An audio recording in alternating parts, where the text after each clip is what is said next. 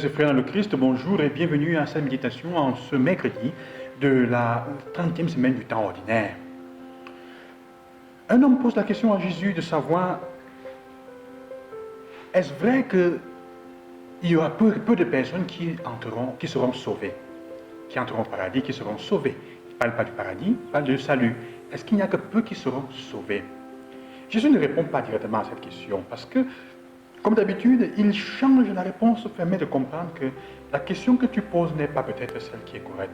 Mais dans sa réponse, il y a des éléments de réponse à cette question. Parce qu'il dit, efforcez-vous d'entrer par la porte étroite. Comme vous dites, de savoir s'il y aura beaucoup de sauvés ou pas n'est pas important. L'important, c'est que toi, tu fasses l'effort d'être au nombre de ceux qui seront sauvés. Peu ou nombreux, ça ne compte pas. Ce n'est pas tellement ça. Évidemment, nous savons que la miséricorde du Seigneur est tellement grande que c'est fait pour tout le monde. Mais il dit peu, l'important c'est que toi tu y entres, que toi tu trouves ta place. Et il dit, efforcez-vous d'entrer par la porte étroite. Pour comprendre le sens de la porte étroite, il faut savoir qu'à Jérusalem, sur la grande porte d'entrée de la ville, il y avait une petite porte qu'on ouvrait seulement la nuit. On fermait les portes et on ouvrait cette porte la nuit. Pour y passer, tu ne pouvais pas passer avec de gros bagages. Et il fallait passer une seule personne à la fois. Elle ne s'ouvrait que de l'intérieur. Et donc, il fallait prendre sur soi-même sa responsabilité pour y entrer. En fait, Jésus dit donc, pour passer la porte pour le salut est une porte qu'il faut traverser personnellement. Il y a un effort personnel qu'il faut faire pour s'accommoder. Et ça s'ouvre de l'intérieur. Ce n'est pas que. Donc, il faut décliner ton identité. Il dit, tu es qui en fait? Il faut savoir qui tu es. Que tu es, comment dire, que tu fit, comme on dit en anglais, you fit de modèle. Hein? Tu es conforme à ce qu'on veut à la personne, le type de personne. Et il dit parce que vous êtes hypocrite et vous êtes rempli d'injustice. Donc c'est ce que Jésus nous fait comprendre. Entrer par la porte étroite, c'est d'abord prendre sur soi-même la propre responsabilité de regarder sa propre vie. Hein. On va revenir un peu. Mais ce qui est important, ce qui me semble être important pour attirer mon attention, c'est la parole que Jésus dit. Je ne sais pas d'où vous êtes. Imaginez quelqu'un qui dit vous aimez. Et le jour où vous vous présentez devant elle, un jour, elle vous dit, je ne vous aime pas, je ne te reconnais pas, pas que je ne vous aime pas, je ne te reconnais pas, je ne sais pas d'où tu viens. Il y a combien de personnes dans notre vie, ou même à nous-mêmes déjà, à qui on a déjà dit, je ne te reconnais pas, je ne connais pas d'où tu viens.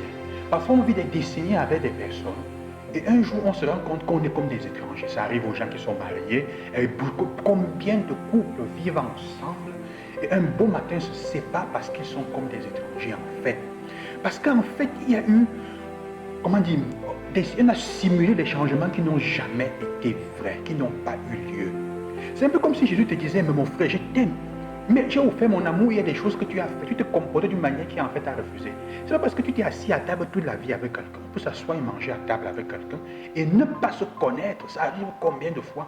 Parce qu'on est sur des longueurs d'onde différentes, et même parfois opposées, parce que ma vie est contrairement différente à ton idée, à ta manière de voir des valeurs. Jésus dit en fait ça, que pour être sauvé, il faudra accepter que les changements que nous faisons soient réels et soient vrais, et correspondent à ce que nous disons d'aimer Dieu. Parfois on a le nom de Dieu partout sur la bouche, mais notre vie ne change en rien, elle ne correspond pas. Alors combien de personnes tu as dans ton entourage? Tu vis avec elle jusqu'au jour où une situation terrible arrive ou doit manifester ta personne.